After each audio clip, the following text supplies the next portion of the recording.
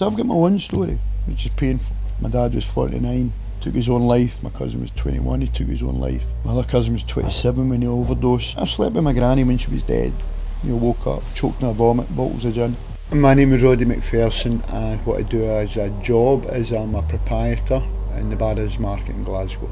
The Square Yard Café we've had for a long time. I've been in there for 15, 16 years now, People in Venezuela or Mexico or Brazil saying we were at a cafe in Glasgow and we've never met so genuine, friendly people. And that's a big compliment. It could have been 10 years ago, 9, 8. It was one of the most powerful moments in my life. And I was just standing having a fag and this man was just wandering down the street. I said, you know what, you want a coffee? And we started just in a general way sharing. And his life went on, just went on. I was asked to do a speech. And it was like a question and answer. And this guy up the back perked up for one of the questions. And I recognised, by the voice, he says, that's that guy that I talked to. He said this to me on a personal level, thank you very much for that day you walked outside and asked me for a coffee.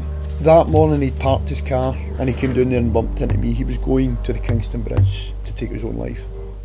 My past is institutions, addiction, stealing, robbing, drugging, drinking.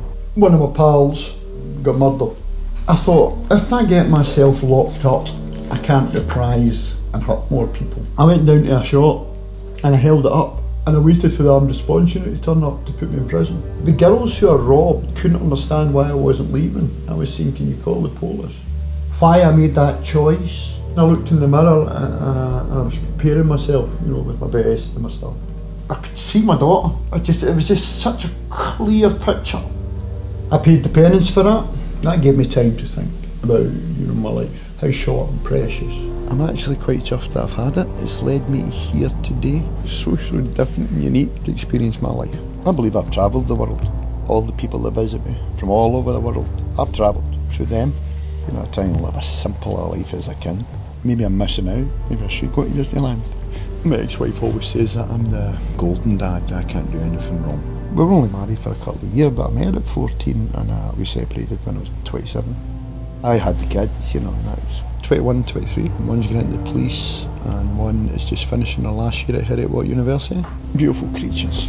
I've made great friends, I've great memories. Being part of society and a community which I find beautiful, and it makes me a better person for the simple reason is that I'm there. Yeah, the cafe's the base, the meeting for the people that come down and the friends and the people who are lonely or the homeless girls, the girls that walk the streets. I counsel boys and some girls with mental health, addiction, sexual abuse issues. I visit hospitals, mental institutions and prisons. All you're trying to get any of these people is a tiny bit of hope back into their life. I do this off my own back because it makes me feel privileged that people can tell me things that maybe not tell the doctor, their wife. But I know my purpose. Waking up in the morning, make sure I'm okay. The rest of the day will take care of itself.